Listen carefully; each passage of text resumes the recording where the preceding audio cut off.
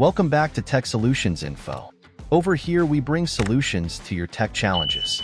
Today we are going to teach you how to resolve black screen on Windows. Let's get into it. Since our device hasn't run into the black screen problem, we are going to create one ourselves so that we can show you how to get out of it when you encounter one while your device is still running.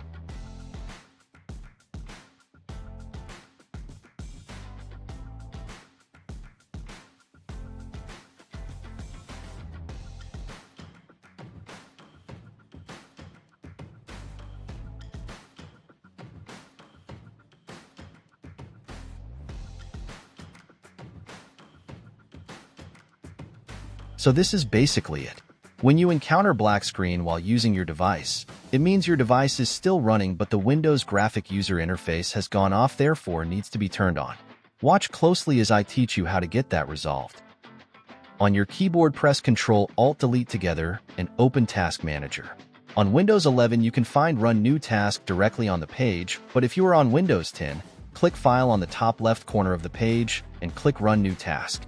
Type the command explorer.exe and press Enter. Problem solved. The Windows graphics user interface is back up and running.